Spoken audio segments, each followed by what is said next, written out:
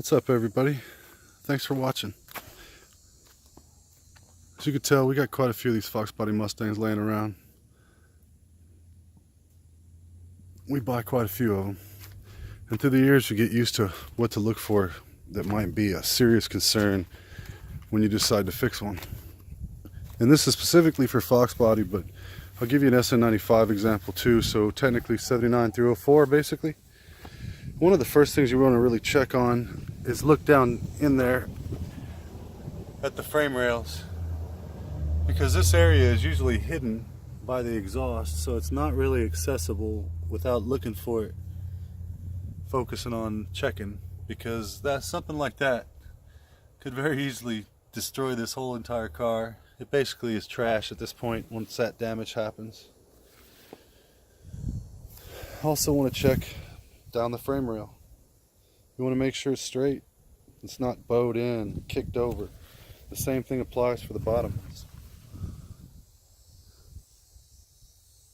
Now little ripples like this, really, that indicates some damage at one point, but it's easy to fix.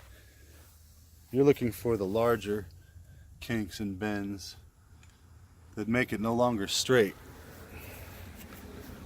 And if this line doesn't work, then that means no fender alignment to hood alignment, and the car will always look like it had been wrecked at one point. So using that SN95 as an example, there's your strut tower inspection. Another thing you want to look at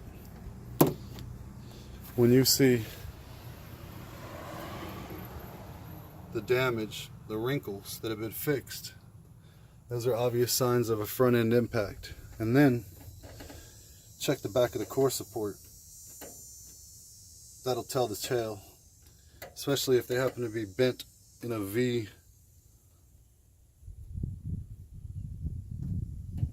or fixed. Jesus. So if your potential car passes all those tests, there's only a few more to look at. And one of them is the door jamb.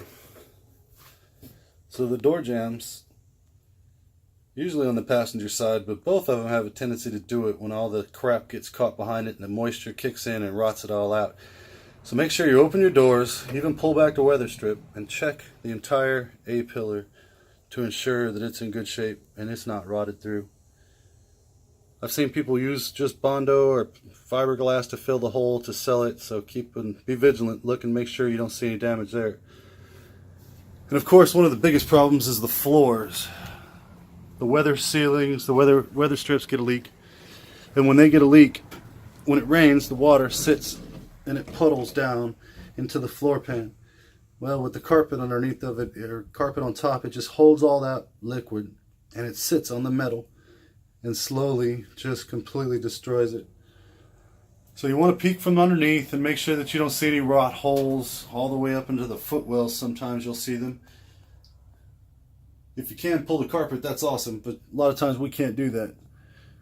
Looking underneath of it would definitely tell the tale though.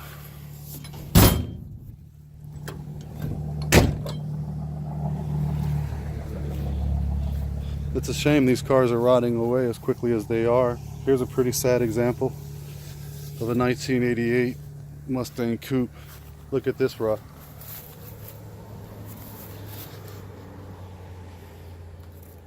Yeah, there's probably some wind noise involved with that one. Obvious thing to look out for. Inside the cowl panels is another really bad place for rust. What ends up happening is that the leaves over time fall inside of there. Once again, they collect moisture